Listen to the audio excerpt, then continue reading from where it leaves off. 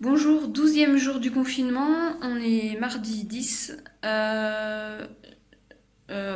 a travaillé un peu, il est 10h moins le quart, on a travaillé un peu, j'ai un peu euh, inversé mes plans.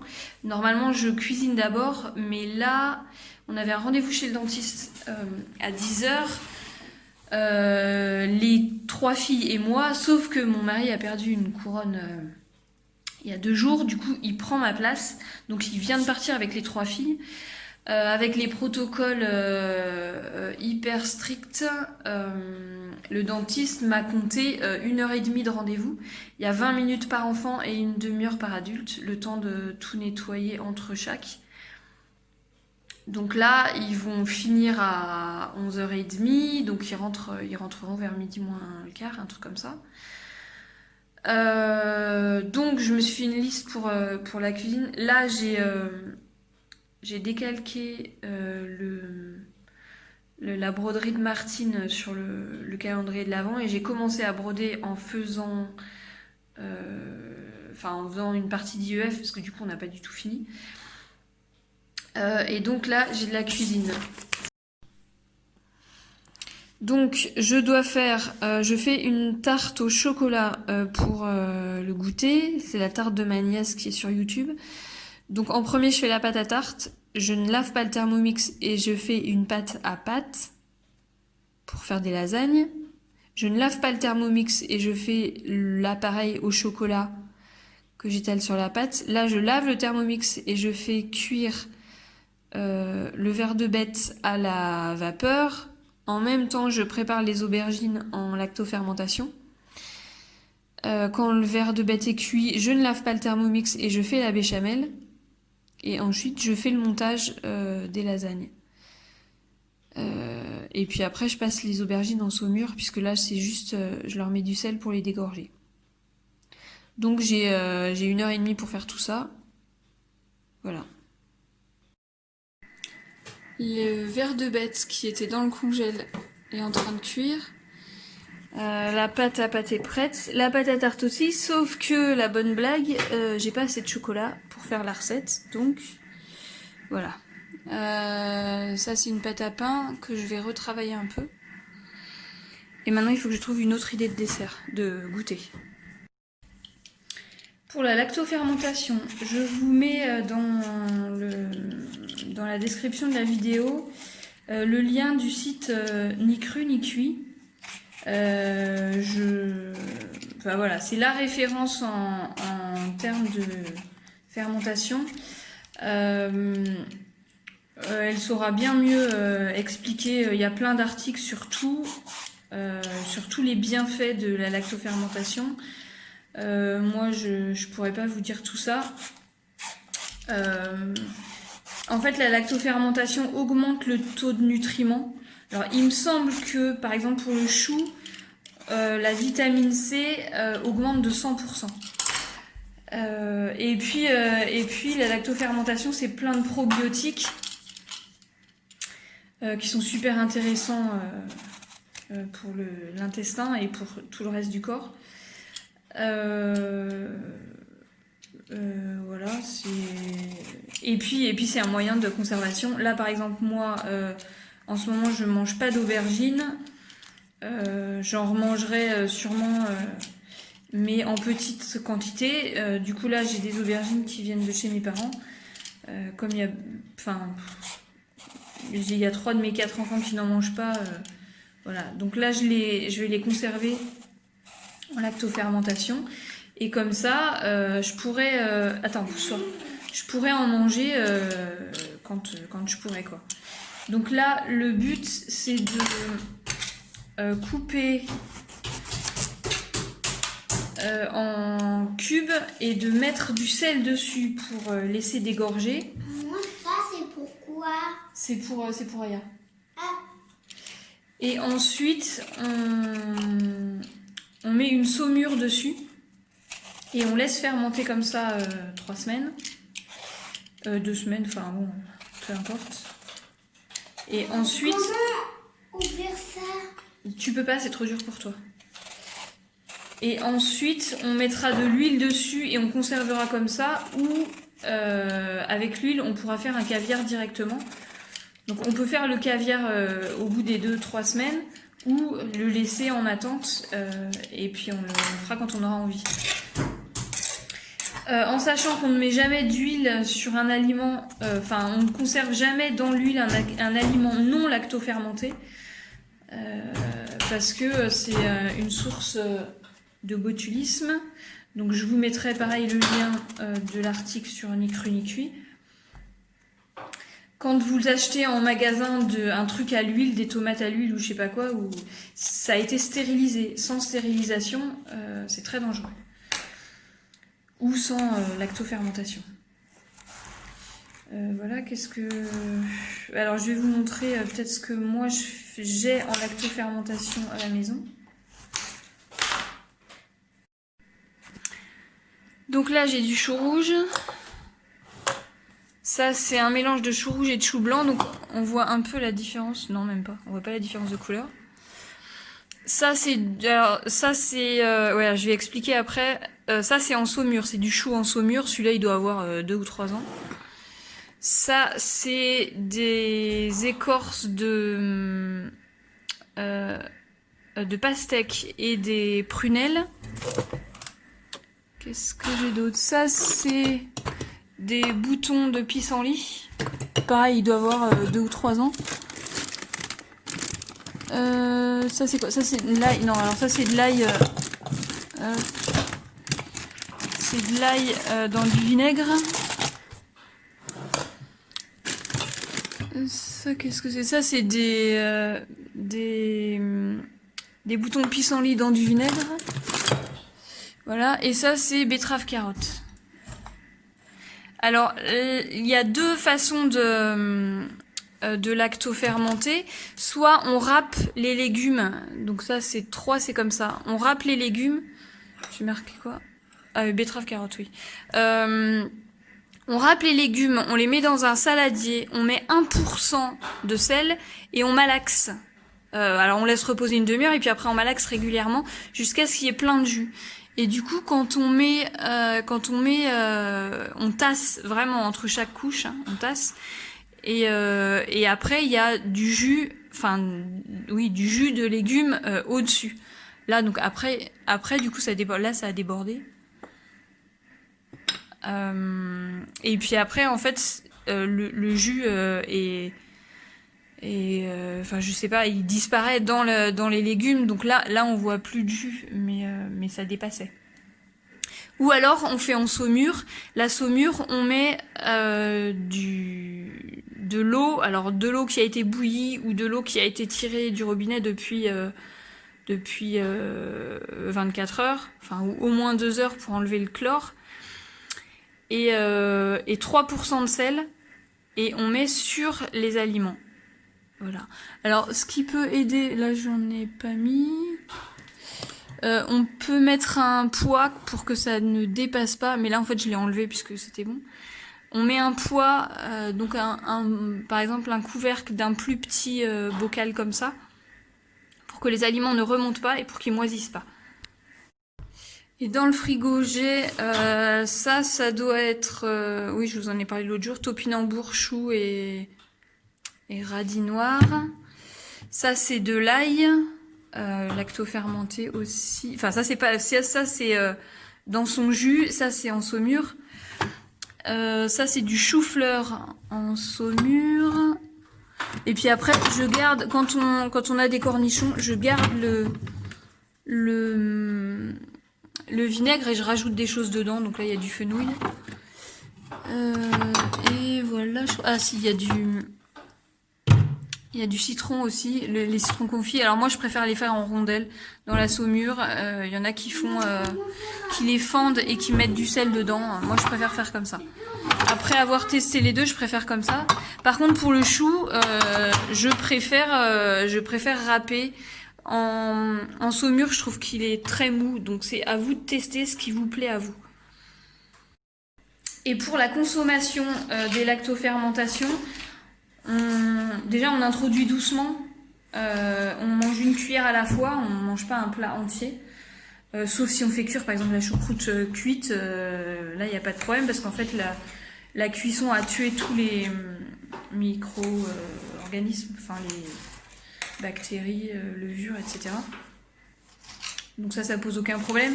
Mais si on n'est pas habitué, il faut y aller doucement. Ça peut, enfin voilà, ça va nettoyer l'organisme, donc forcément. Puis après, on réagit tous différemment à différentes choses. Moi, je prends une cuillère à. Alors ça dépend ce que c'est. Là, normalement, je ne dois pas manger de chou, donc je prends juste une cuillère par jour. Sinon, si c'est des choses que j'ai le droit de manger, comme des carottes ou de la betterave, je peux en manger plus. Je mets une cuillère, alors en général c'est dans mes crudités du coup, mais ça peut être, enfin voilà, vous faites un plat complet, vous rajoutez une cuillère sur le côté ou vous mélangez avec, peu importe. Voilà. Après, il faut aussi s'habituer au goût, il y a des gens qui n'aiment pas, c'est assez spécial. Ça varie aussi au long de la fermentation. Moi je fais des fermentations longues. Il y a une partie que je conserve, que je mets pas au frigo. Alors, il y en a plein qui disent qu'il faut faire 2 semaines à température ambiante et après on laisse au frigo 1 semaine et on peut commencer à consommer et il faut le consommer dans la semaine. Moi, je laisse des mois à température ambiante et puis des mois au frigo et voilà. Et ça me pose pas de problème. Il n'y a aucun risque sanitaire avec la lactofermentation. C'est juste le goût qui peut vous gêner, mais on s'habitue. Si vous aimez pas au début, on s'habitue vraiment. C'est comme de manger sans sel ou de baisser les quantités de sucre, on s'habitue. Moi, quand je mange un gâteau qui contient une dose normale de sucre, je supporte plus. Quand je mange des trucs salés, je supporte plus non plus parce que j'ai pris l'habitude.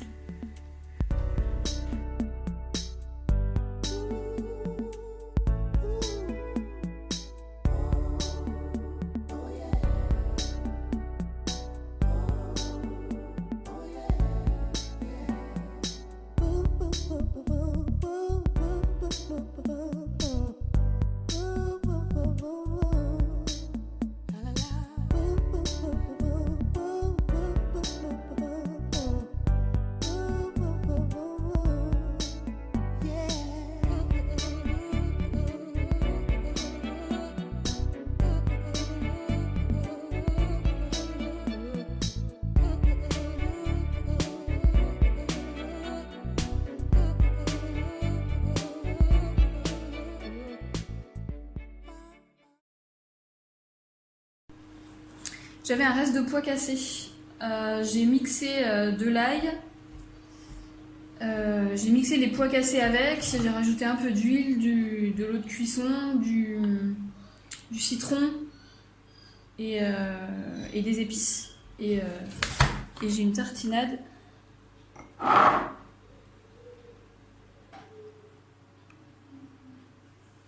La semaine dernière, j'ai fait pareil avec les haricots rouges.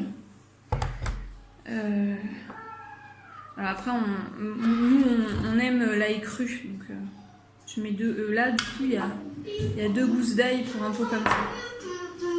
Si on n'aime pas l'ail cru, on n'en met pas, mais du coup c'est une bonne façon de terminer les restes quand il reste, quand il reste juste un petit pot, ça fait pas un repas. Il faut pas faire des ballons carrés.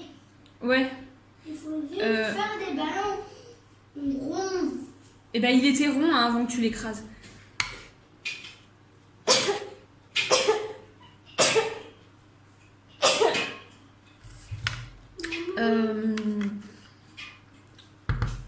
Ouais, ça évite d'avoir des restes voilà, ça se tartine, ça se mange comme ça avec n'importe quoi, enfin avec n'importe quel plat en fait. J'en ai 2 sur 4 qui en mangent, donc ça me va. Moi j'en mange, enfin là non parce que je mange pas de pois cassés, mais sinon quand c'est des haricots, oui.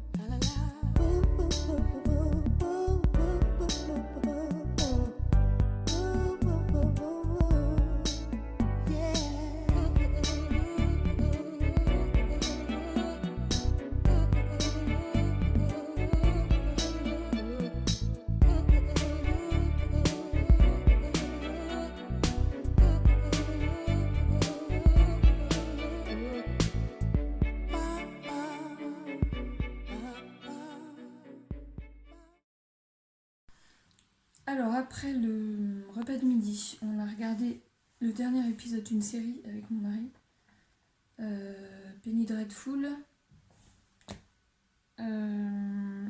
Donc j'ai brodé, j'ai fini la broderie que j'avais commencé ce matin. C'est le deuxième du calendrier de l'Avent de Martine. Donc là je suis tranquille, demain il n'y a pas d'étape, c'est après-demain. Et ensuite j'ai commencé la lavette de novembre. Voilà, alors je vous avais montré un peu, je suis en train de perdre mon truc. L'explication est super longue et le schéma ça fait peur. Enfin moi ça me fait peur parce que j'en ai jamais utilisé. Donc au début j'ai juste lu l'explication maille par maille, et puis quand j'ai compris, là maintenant je suis le schéma et c'est beaucoup plus facile de suivre ça finalement. Donc encore un truc que j'ai appris, je ne savais absolument pas faire ça et voilà. J'ai suivi les explications écrites qui sont super longues, juste pour... tout ça c'est pour un rang. Ça c'est un rang, tout ça. Donc j'ai suivi à peu près jusque là. Et puis après pour la suite qui est pareil, j'ai suivi le schéma. Donc j'ai appris à suivre un schéma comme ça. Donc on peut apprendre n'importe quand. Et du coup c'est super beau. Alors il faut que ce soit... il faut que ce soit sur fond clair. Par contre je le ferai pas le soir parce que c'est du noir. Et j'ai pas beaucoup de lumière le soir. Donc le soir je reste sur le tricot. Voilà. Là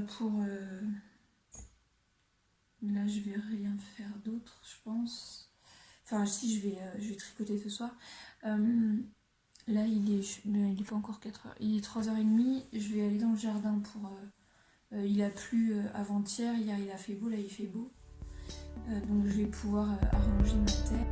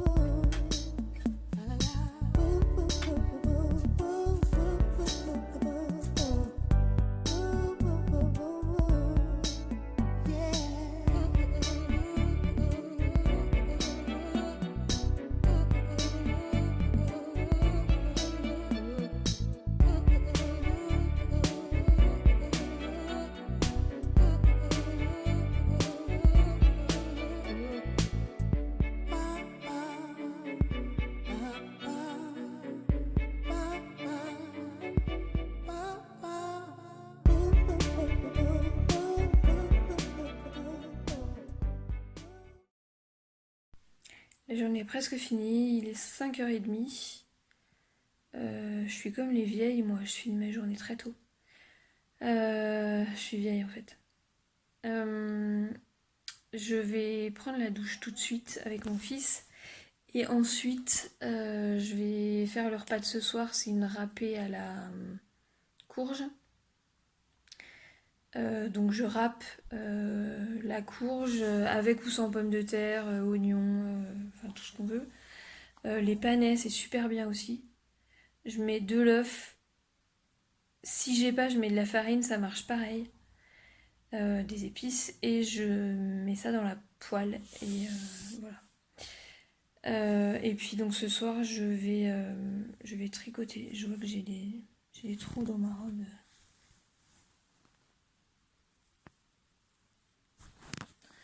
Il va falloir que je vérifie ça. Voilà. N'hésitez pas si vous avez des questions. J'ai toujours des choses prévues. À demain.